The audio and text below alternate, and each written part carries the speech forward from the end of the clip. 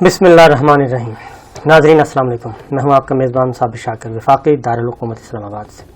کچھ تازہ ترین خبریں، مارکیٹ میں بہت ہی اہم خبریں گردش کر رہی ہیں اور بڑے دھڑلے سے کر رہی ہیں، اور وہ ہیں دو تین چیزوں سے متعلق ہیں۔ نمبر 1، سابق وزیر اعظم عمران خان ایسا کیا کرنا چاہ رہے تھے یا کرنا چاہتے تھے، ایسا کیا منصوبہ تھا کہ جس کا علم ہو گیا اور اس کی وجہ سے ان کو اپنا اقتدار جو ہے اس سے ہاتھ دھونا پڑا۔ اب آہستہ آہستہ چیزیں سامنے آ رہی ہیں اور خبریں نکل رہی ہیں۔ وہ خبریں ہیں، افواہیں ہیں، تجزیے ہیں، کیونکہ ان کی ابھی تک کوئی تردید نہیں آ رہی۔ جب تردید نہیں آتی تو اس کا مطلب ہے کہ ان میں کہیں نہ کہیں صداقت موجود ہے، اور اگر کسی خبر کی فوری طور پہ تردید آ جائے اور سختی سے تردید آ جائے اور اس کے الفاظ ہوں کہ بے بنیاد من گھڑت ہیں یہ خبریں ساری کی ساری، تو اس کے بعد آپ کہہ سکتے ہیں کہ جناب یہ چیزیں درست نہیں ہیں۔ لیکن اگر ان پہ خاموشی اختیار کر لی جائے اور بس چل رہی ہیں تو چلنے دیں۔ اور یہ خبریں کچھ الیکٹرانک میڈیا یعنی قومی ذرائع ابلاغ جو ہمارے ہیں، پرائیویٹ ٹی وی چینلز، ان پہ آ رہی ہیں، اور اس کے بعد کچھ سوشل میڈیا پہ اور کچھ ڈیجیٹل میڈیا پہ یہ گردش کر رہی ہیں۔ کل ایک اور خبر بڑی گردش کر رہی تھی، اور وہ خبر یہ تھی کہ آج کچھ یعنی کہ جو گزر گیا ہے دن، کہ کچھ ہونے والا ہے، کچھ بڑی خبر آنے والی ہے، اور پھر اس بڑی خبر شام تک وہ بڑی خبر نہیں آئی، اور پھر ایک ورڈ یوز کیا گیا تبادلہ، وہ بھی آیا لیکن وہ بھی نہ آ سکا، وہ بھی خبر تھوڑی دیر کے لیے۔ تو یہ تبادلہ کون سا ہے، بڑی خبر کون سی ہے، دونوں انٹر لنک ہیں، اور جہاں سے آ رہی تھی جو لوگ ہیں، جو ہمارے دوست ہیں، ان کے بارے میں بھی اچھی طرح اندازہ لگایا جا سکتا ہے۔ تو لہٰذا کچھ چل رہا ہے اندر خانے، اور اندر خانے یہ چل رہا ہے کہ آخر یہ ماجرا کیا ہے۔ یہ روٹین کی تحریک عدم اعتماد تھی، ہو جانی تھی، معاملہ ختم ہو جانا تھا، لیکن یہ اتنا زیادہ اپسیٹ اور اتنا زیادہ سب کچھ کیوں ہوا؟ چلیں ترتیب سے شروع کرتے ہیں۔ پہلی خبر یہ ہے، ہمارے دوست ہیں اور اسد اللہ صاحب ہیں، انہوں نے دی ہے۔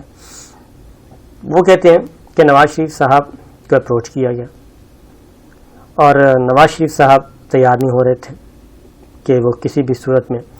اسٹیبلشمنٹ سے مل کے عمران خان صاحب کی حکومت کو ختم کر دیں۔ اور نواز شریف صاحب سے کارکنوں نے پوچھا کہ جناب یہ آپ نے کیا کیا، اور یہ سارے کا سارا وہ نیریٹو اس کا کیا بنا؟ تو نواز شریف صاحب نے اپنے کارکنوں کو بتایا کہ میں پہلے تو راضی نہیں تھا، لیکن پھر ایک میسج آیا اور ایک مڈل مین نے کام کیا جو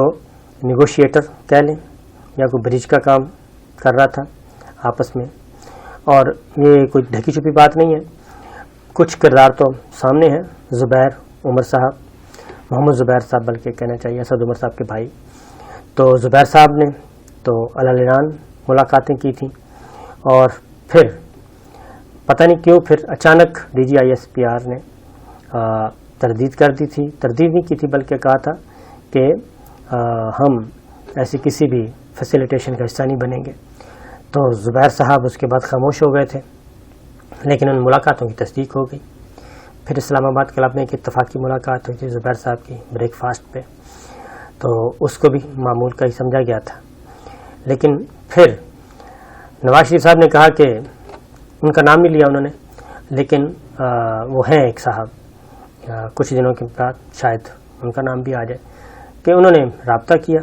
پھر ایک اور اہم شخصیت سے میری ملاقات ہوئی، ملاقات کروائی گئی، یقیناً وہ لندن میں ہی ہوئی ہوگی اور تو کہیں نہیں ہو سکتی۔ تو انہوں نے کہا کہ اس ملاقات میں پھر نواز شریف صاحب نے بتایا اپنے کارکنوں کو کہ مجھے یقین دہانی کروائی گئی کہ آپ اس کا حصہ بنیں سارے پروسیس کا، اور اس کو اپروول دیں۔ اور اب اگر آپ ریکال کریں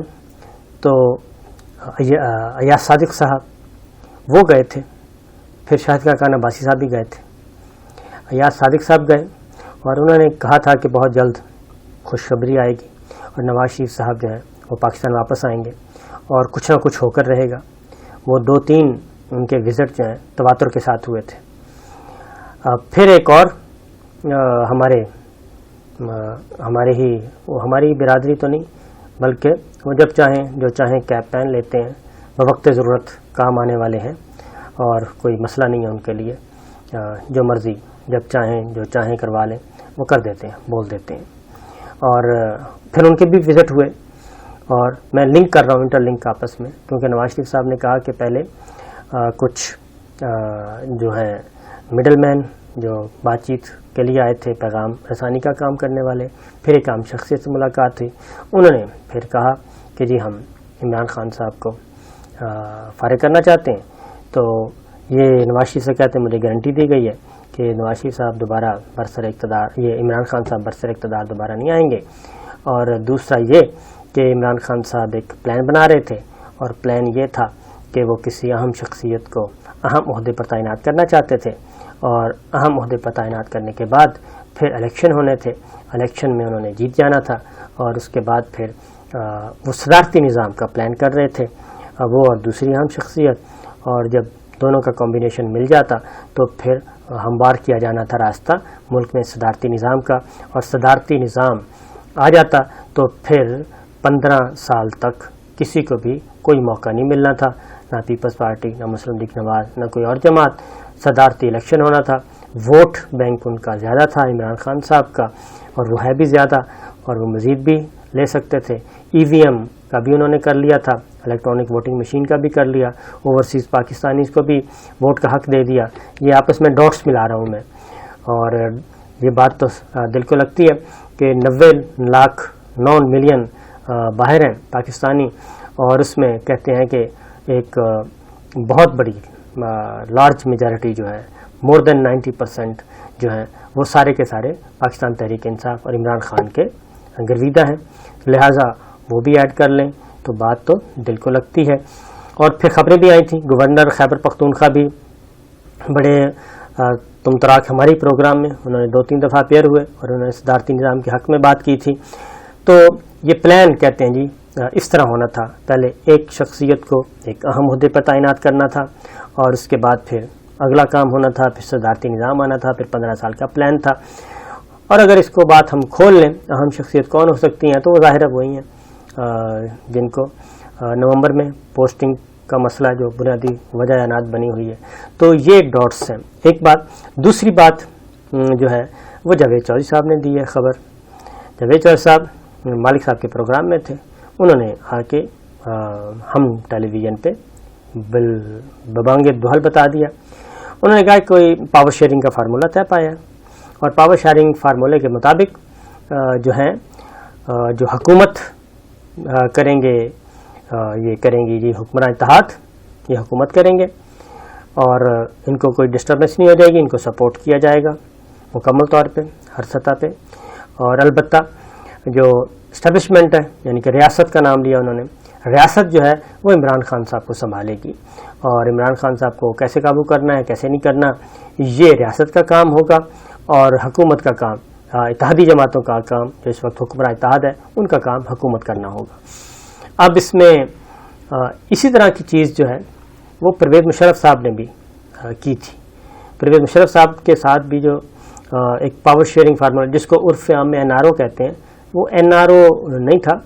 یعنی کہ نیشنل ریکنسیلیشن آرڈیننس جس کو کہتے ہیں، وہ اس طرح سے نہیں تھا، اس کا نام NRO دیا گیا۔ وہ بھی بنیادی طور پہ پاور شیئرنگ فارمولا ہی تھا، اور پاور شیئرنگ فارمولا یہی تھا کہ جو خارجی محاذ ہے وہ پرویز مشرف صاحب سنبھالیں گے، خارجہ پالیسی جو ہے وہ صدر رہیں گے، اور بطور صدر اور بطور چیف ایگزیکٹو آرمی چیف کے وہ اپنا کنٹینیو کریں گے، اور اگر وہ آرمی چیف کا عہدہ چھوڑیں گے تو اس کے بعد بھی وہ کریں گے جی بطور صدر اپنا کام، خارجہ پالیسی ان کی چلے گی۔ ان شارٹ یہ سادہ زبان میں خارجہ پالیسی ان کی چلے گی، داخلی محاذ پہ محترمہ بے نظیر بھٹو پیپلز پارٹی حکومت کریں گی۔ تو یہ فارمولہ اس وقت بھی، اس فارمولے کو بھی سسٹم نے نہیں کیا تھا ایکسیپٹ، سسٹم نے ریجیکٹ کر دیا تھا، اور اس کے بعد پھر اگلی جو ہے وہ سلسلہ شروع ہوا، اور اس میں پھر نواز شریف صاحب کو بھی ایڈ کیا گیا، اور پھر کینی صاحب اس میں ایڈ ہوئے، اور کینی صاحب کیونکہ یہ کنڈولیزا رائس اور سارے وہ تو لکھ چکے ہیں، یہ کوئی ایسا نہیں ہے سیکرٹ. تو یہ ہوا ہے. اب ذرا تھوڑا سا آگے بڑھتے ہیں کہ کیا یہ بات ہو سکتی ہے. پہلی بات تو یہ ہے کہ یہ بات تو درست ہے کہ شروع میں تو نواز شریف صاحب بالکل کوئی بات چیت کرنے کے لیے تیار نہیں تھے. ان کا یہی تھا کہ نہیں بس اب جو بھی ہوگا ووٹ کو عزت دو، اس کے اکارڈنگلی ہم چلیں گے اور حکومت نہیں گرائیں گے. اور یہ بات مریم صفدر صاحبہ نے بھی ببانگ دہل کہی تھی. اور اعلان جو کیمپ تھا یعنی نواز شریف صاحب کا کیمپ جن کی سوچ تھی وہ بالکل تحریک عدم اعتماد کے حق میں نہیں تھے، اور اسی وجہ سے پی ڈی ایم ٹوٹا تھا اور زرداری صاحب بھی ناراض ہو گئے اور اے این پی الگ ہو گئی اور پی ڈی ایم ٹوٹ گیا تھا کہ ہم نے نہ تو مرکز میں تحریک عدم اعتماد لانی ہے نہ ہی صوبے میں لانی ہے. یہ اب رہ گیا 1.25 سال 1.5 سال یہ چلتے رہیں گے، یہ اپنی موت آپ ہی مر جائیں گے. یہ مسلم لیگ نواز کی پہلے کی تھی پالیسی اور اس پہ کامیابی سے وہ چل رہے تھے. اور یہ بات درست ہے کہ مہنگائی، بے روزگاری یہ ایک نیریٹو چل رہا تھا اور مسلسل چل رہا تھا، اور